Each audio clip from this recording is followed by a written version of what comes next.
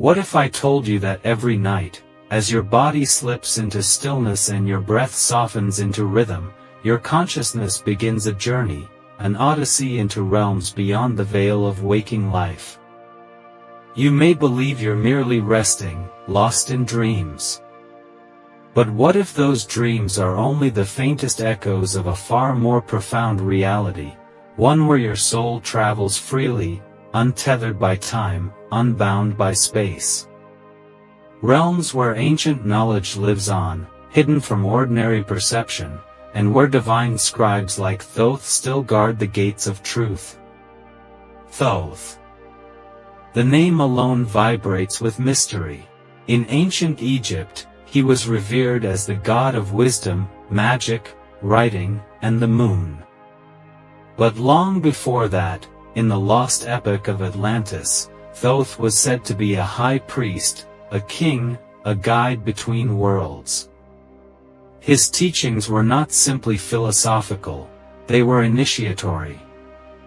They revealed secrets not just about life and death, but about the journey between them. And one of his most guarded revelations was this: the soul does not sleep when the body sleeps. It travels.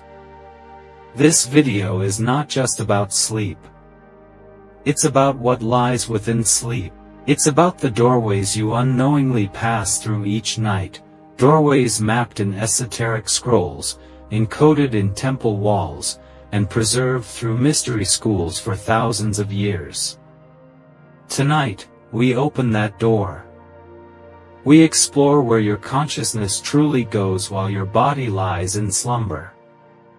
We'll uncover ancient metaphysical teachings, some forgotten, some forbidden, and bring light to the shadowy passageways of your inner world. You'll learn why spiritual initiates of old underwent rigorous training to master the sleep state, what they encountered in those other realms, and how these ancient truths are not just symbolic, but profoundly practical for your own evolution today. The veil is thin, and time is not what it seems. So settle in, quiet your mind, and listen closely. For the teachings of Thoth are not bound to books or temples. They live on in silence, and they awaken when you sleep. To understand where your consciousness goes during sleep, we must first journey back, far beyond the recorded pages of modern history, to an age shrouded in myth and mystery. Before Egypt rose along the Nile, before the Vedas echoed across the Indus, there stood a civilization lost to the tides of time, Atlantis. It was here, according to the ancient emerald tablets, that Thoth walked, not as a deity, but as a living master, a priest-king of immense knowledge and command over the spiritual planes. Thoth, also known as Tehuti in the original tongue, was not merely a god of writing or measurement. He was the guardian of divine law and cosmic balance, the keeper of the Akashic records, the spiritual archive of all that was, is, and ever shall be. He understood what few today even dare to imagine, that consciousness is not confined to the waking mind. It is a multidimensional traveler, capable of navigating planes far beyond the physical. The body sleeps, but the soul continues. And Thoth taught that sleep was not simply rest, it was ritual passage into subtler dimensions. In the temples of Kem, what we now call ancient Egypt, sleep was seen as a sacred state. Dream chambers, called serdabs, were constructed beneath temples and pyramids where initiates would undergo guided sleep journeys. These were not for leisure. They were for exploration, contact, and transformation. Priests trained in the teachings of Thoth would chant sacred tones, using harmonic frequencies to guide the initiate's astral body out of the physical shell. The goal? To cross into the Duat, the inner world, the mirror realm, the astral plane. But why was this knowledge hidden? Why does modern society regard sleep as nothing more than biological maintenance? Because true spiritual knowledge has always been protected, veiled from the uninitiated to prevent its misuse. Throughout history, the sleep state has been dismissed, pathologized, or mystified beyond reach. Religions often rebranded these teachings as heresy. Empires feared what could not be controlled. And so, the deeper meaning of sleep, as Thoth described, was buried, first beneath metaphor, then beneath time itself. Yet fragments remain. The emerald tablets of Thoth speak cryptically of flaming ones, and the halls of Amenti, places the soul travels while the flesh lies dormant. Ancient Persian mystics described the lesser death, in which the soul returns each night to the source to be renewed. Even in the Bible, dreams were portals. Jacob saw angels ascending and descending a ladder between earth and heaven. These weren't poetic illusions. They were echoes of a once universal understanding, that sleep is the soul's nightly migration back into the cosmic current. Thoth taught that consciousness is like a flame, not bound to the wick of the body. In sleep, it flickers into other worlds, some luminous, others shadowed, depending on the alignment of the soul. This is why in many traditions, the moments before sleep were considered sacred.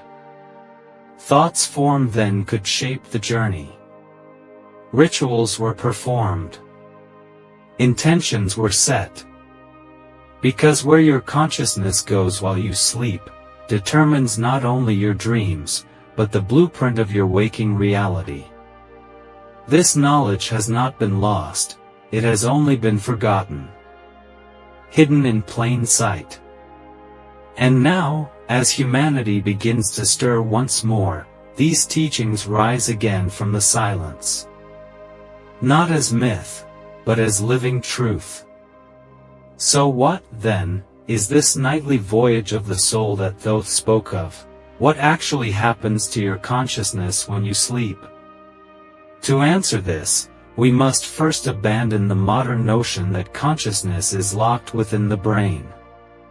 Thoth, like many ancient teachers, viewed the human being as a layered entity, physical, energetic, mental, and spiritual. The waking mind is merely the outermost sheath, the tip of an immense iceberg submerged in multidimensional existence. When the body sleeps, it is not simply shutting down, it is releasing. Loosening its hold on the denser layers of awareness, allowing the subtler bodies to rise. Sleep begins with descent. As your brainwaves slow, your awareness is drawn inward. First through hypnagogia, the threshold realm between waking and dreaming, where strange flashes and half-formed visions occur. Here, the gates begin to open. Your consciousness unhooks from the sensory world and, like a feather drifting in twilight, it floats upward, or inward, into the astral plane.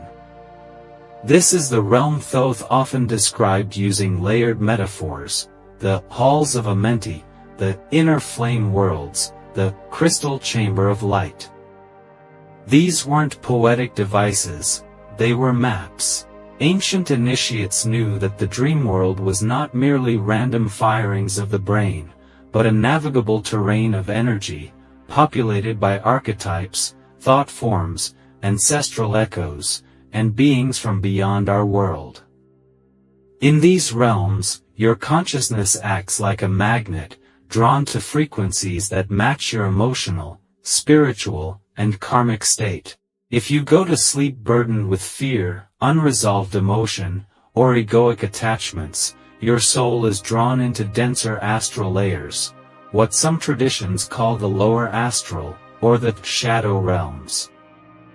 These are chaotic, fragmented zones where nightmares dwell, not because of external demons, but because the psyche is confronting its own distortions. On the other hand, Those who cultivate clarity, inner stillness, and spiritual intention often rise into higher astral states, places of light, wisdom, and healing. These are the same realms accessed by mystics, prophets, and shamans for millennia. And herein lies the hidden art of sleep. Your consciousness does not randomly drift, it follows intention. Thoth taught that the soul is guided by thought, by vibration. In sleep, thoughts become the compass, emotion the fuel. This is why initiates would practice deep breathing, visualization, or mantra before sleep, not for superstition, but to align their frequency with the realm they sought to reach. This was known as preparation of the vessel. The journey of sleep, then, is not a passive fall into unconsciousness. It is a sacred crossing. Your body may lie dormant, but your awareness steps into the river between worlds. In that river, there are currents. Some are gentle, pulling you toward healing and insight. Others are treacherous, filled with unresolved patterns or psychic debris. Thoth likened this journey to the movement of the sun through the underworld at night, a descent followed by transformation, then rebirth at dawn. Even modern science, though it lacks the vocabulary of spirit, hints at these truths. Sleep is divided into cycles: light sleep, deep sleep, REM. It is during REM, the dreaming stage, that the brain becomes electrically active, even more so than during waking life. Why? Because the soul is active. It is gathering impressions, communicating with higher aspects of self, exploring symbolic landscapes shaped by both psyche and spirit. In some rare cases, lucid dreams or astral projection, this journey becomes conscious. You become the observer and the navigator. You realize that you are not just experiencing a dream, you are inside another dimension, with its own rules, symbols, and beings. And this is where Thoth's teachings grow even more potent. He warned that within the astral realms, there are guides and there are tricksters. There are echoes of your own mind, and there are intelligences that are not yours. Discerning truth from illusion in these states was the mark of the initiate. One who could navigate the dream time without becoming lost. One who understood that every night's sleep is a microcosm of death, and every awakening a rebirth. In this view, sleep is not a biological function, it is a nightly rite of passage. A spiritual journey through the corridors of the unseen. And where your consciousness travels during those hours can shape not only your inner world, but the trajectory of your life itself. Now that we understand the foundational journey, the soul's nightly passage into the astral realms, we must ask a deeper question: why does this journey matter? What is truly happening when your consciousness slips free from the body? And more importantly, what is it trying to show you? Thoth did not merely teach that the soul travels during sleep, he revealed that this nightly voyage is part of a greater alchemical process, the refinement of the soul across lifetimes. Each journey into sleep is an echo of death, yes, but also a rehearsal for transformation. The astral world is not just a place of experience, it is a crucible of becoming. Every thought, every emotion, every unprocessed fear or hidden desire, takes form there.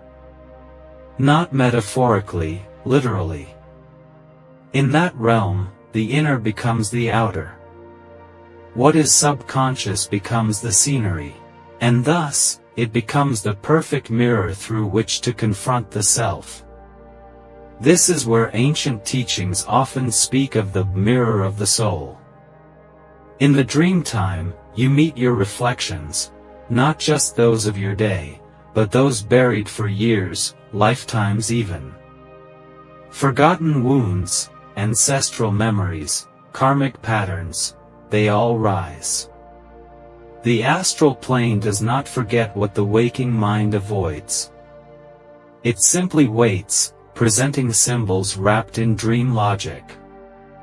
That terrifying shadow in your dream? It may be the unhealed version of yourself.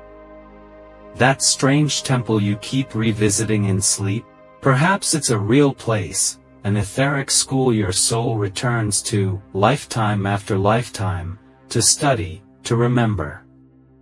This is why Thoth and the initiates were so cautious in their guidance. To wander these realms without understanding is like entering a hall of mirrors blindfolded. One can become trapped in false reflections, caught in loops of illusion. Many people wake from such dreams confused, drained, or even frightened, not realizing they've just passed through an initiatory experience, unrecognized and unclaimed. And yet, these realms are not inherently dangerous. They are responsive. They are living, intelligent, mutable by intention. Thoth spoke of mastering the inner fire and walking among the flame without being burned. This was his way of describing spiritual lucidity, the ability to maintain one's awareness and sovereignty even in the most dreamlike or chaotic of astral conditions.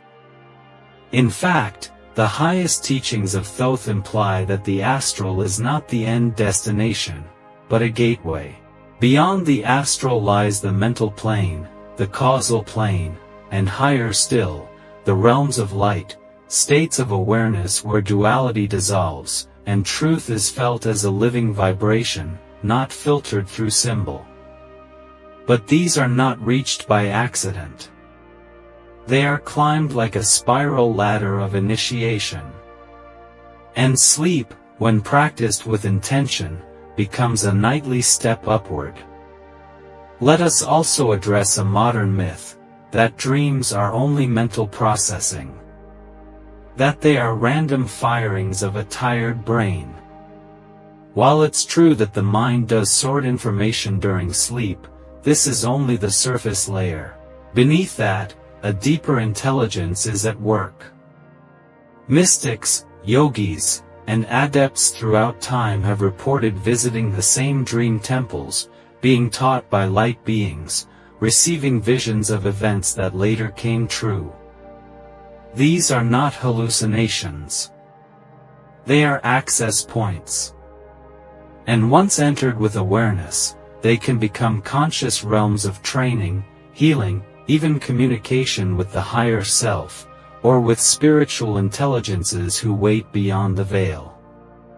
This is where the teachings of Thoth align with other esoteric systems. In Tibetan Buddhism, for instance, there is dream yoga, a precise discipline of becoming conscious within sleep to practice spiritual exercises. In the Hermetic traditions, dreams were seen as the voice of the divine whispering through the veil. In the mystery schools of Greece and Egypt, sleep was induced intentionally, to access oracles, messages from gods, or guidance from beyond. These were not vague superstitions.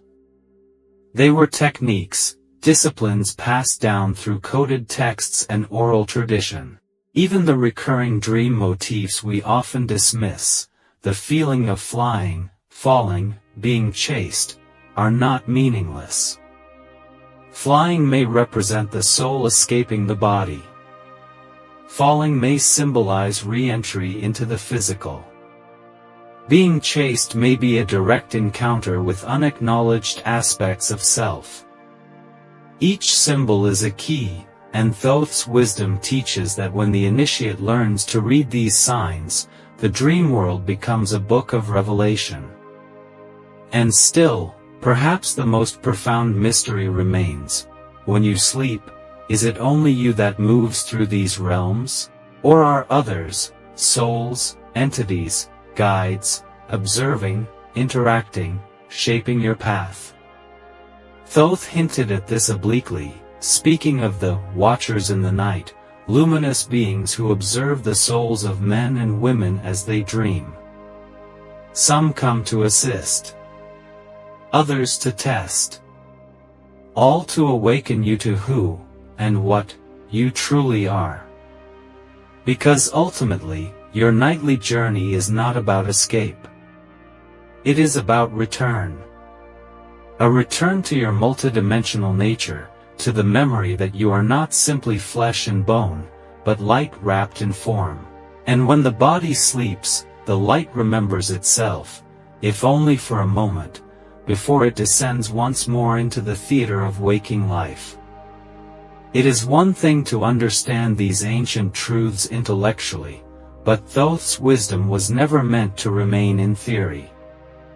It was always practical, always transformative. The question now becomes, how can you begin to consciously participate in this nightly journey? How can you train your awareness to remain awake, even as your body sleeps? And how can this sacred art of sleep alchemy reshape your waking life?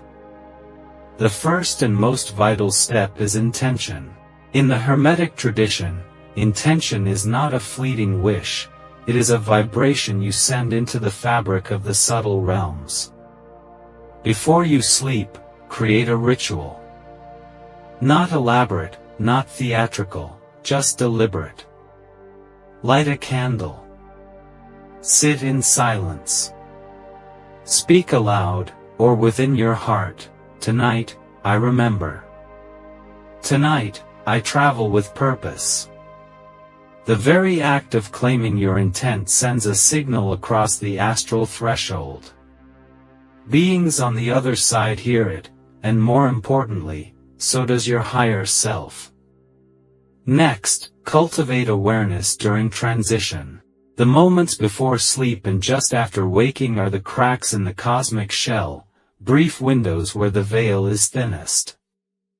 Use them wisely. In that liminal space, visualize a golden light at your heart center, expanding outward. Imagine your consciousness gently rising from your body like mist from water. This isn't just creative play, this is astral rehearsal. Over time, this repeated act creates an energetic blueprint your soul begins to follow each night. To sharpen your connection to the dream world, begin a dream journal. Keep it beside your bed. The moment you wake, even if it's 3 a.m., write anything you remember. A color, a phrase, a feeling. This practice tells your subconscious, this matters. Over time, fragments become narratives. Symbols repeat.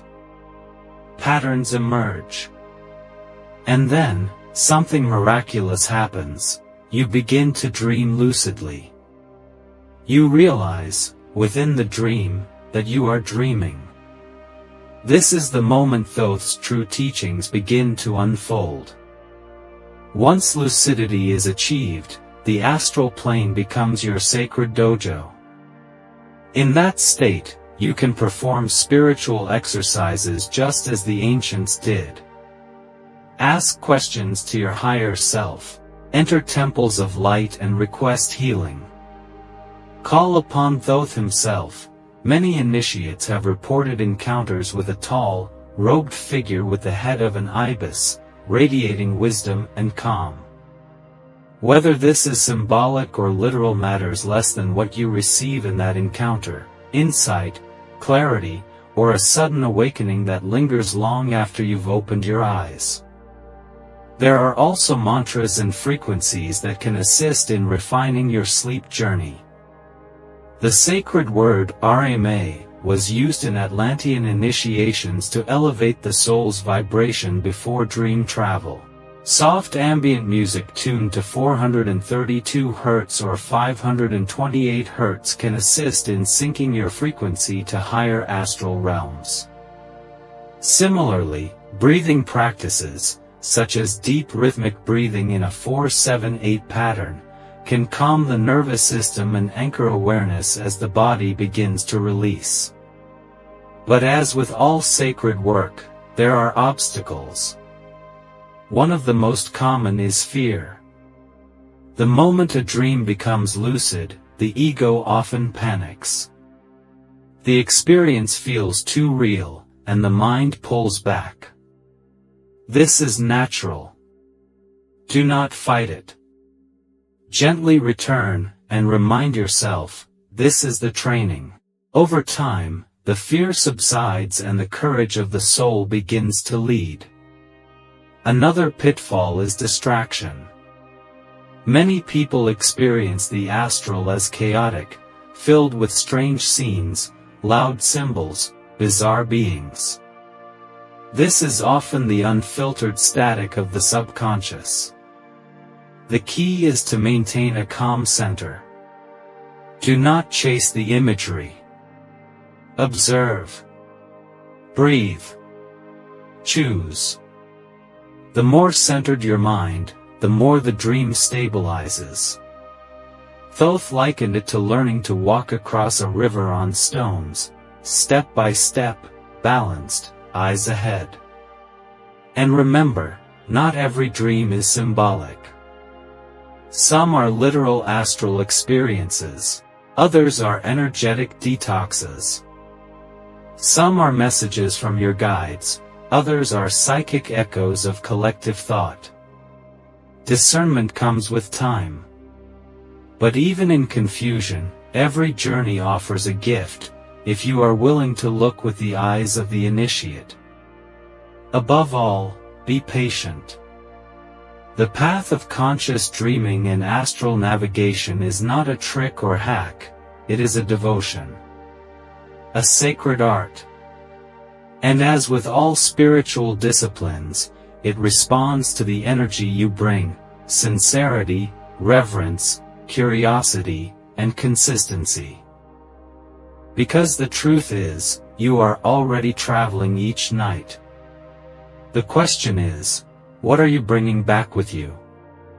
Are you returning empty, or are you harvesting the light of your inner worlds?